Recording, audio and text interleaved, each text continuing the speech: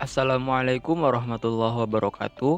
Hai guys, perkenalkan kami mahasiswa Informatika Universitas Bengkulu, yaitu Dede Revanza, NPM G1A 020026, KMS Muhammad Ridho, NPM G1A 020050, Rizky Cahya Akbar, G1A 016088, dan Eflin Sitanggang, NPM G1A 020096.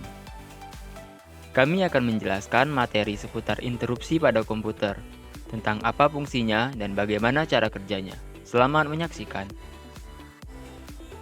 Di sini, kami akan membahas seputar interupsi pada komputer.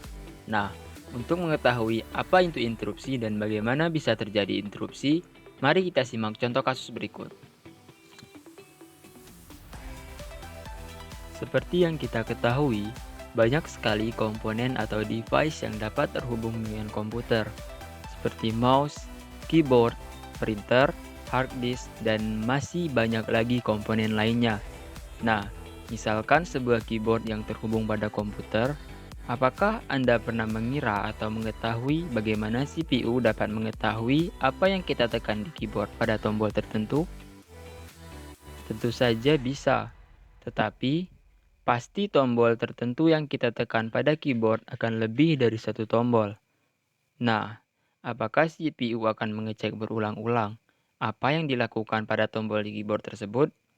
Tentunya tidak, karena cara itu sangatlah tidak efisien yang membuat banyak waktu menjadi terbuang. Dengan CPU harus mengecek berulang-ulang apa yang terjadi pada keyboard. Teknik ini disebut sebagai polling. Semakin banyak hardware yang terlibat dalam proses polling, maka beban CPU akan semakin berat. Ingat bahwa polling harus memeriksa secara periodik walaupun tidak ada tombol yang ditekan di keyboard. Selain keyboard, misalkan komputer tersebut juga berhubungan dengan mouse. Sama dengan pertanyaan sebelumnya, apakah CPU bisa langsung mengetahui apa yang kita lakukan dengan mouse tersebut? Tentu saja bisa, tetapi bagaimana bila komputer ini berhubungan dengan mouse dan beberapa device atau perangkat lainnya? Apakah CPU akan melakukannya satu persatu atau malah secara bersamaan? Nah, maka dari itu, untuk menjawab pertanyaan tersebut, dibutuhkanlah yang namanya interrupt. Interrupt dalam bahasa Indonesia dikenal sebagai interupsi, digunakan sebagai sebuah solusi. Nah, gambaran dasarnya adalah controller dari masing-masing device tadi akan mengirimkan interupsi ke CPU. Jadi, CPU tidak perlu berulang kali mengecek apa yang dilakukan perangkat tersebut dan mengarahkannya ke sistem informasi. Misalnya kita contohkan sebuah kasus pada printer saat kertas yang digunakan untuk mencetak tulisan sudah habis.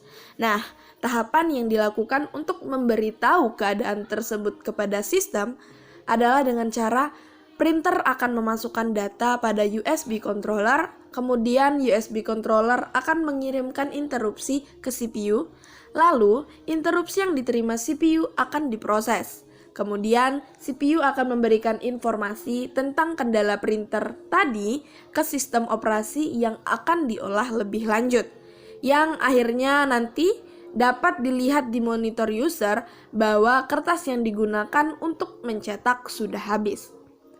Nah, berikutnya timbul lagi pertanyaan baru tentang bagaimana sih perangkat-perangkat tadi dapat mengirimkan interupsi ke CPU. Jawabannya adalah melalui IRQ atau interrupt request, atau dalam bahasa Indonesia dikenal dengan permintaan interupsi. Kemudian kembali lagi ke pertanyaan yang sebelumnya belum terjawab. Apakah bila terdapat dua perangkat yang melakukan kegiatan dan mengirimkan interupsi yang berbeda dalam waktu yang sama sekaligus, apakah CPU akan menanggapinya satu persatu atau bahkan sekaligus? Solusinya adalah dengan menggunakan PIC atau Programmable Interrupt Controller, atau bila diterjemahkan dalam bahasa Indonesia disebut dengan pengontrol interupsi yang dapat diprogram. Hardware terhubung ke PIC yang kemudian terhubung ke CPU. PIC akan membuat antrian dan menentukan interrupt mana yang akan diteruskan ke prosesor terlebih dahulu. Tetapi PIC ini hanya dapat menampung 8 interupsi saja, sehingga PIC sudah jarang sekali digunakan. Lalu bagaimana bila interupsi dalam komputer tersebut ada lebih dari 8? Solusi berikutnya yang lebih banyak digunakan di komputer saat ini adalah dengan menggunakan APIC, Advanced Programmable Interrupts Controller.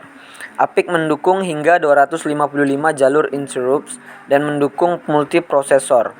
APIC terdiri atas dua komponen, yaitu input dan output. APIC yang terhubung ke jalur interrupts di perangkat keras dan lokal APIC yang terletak di masing-masing prosesor.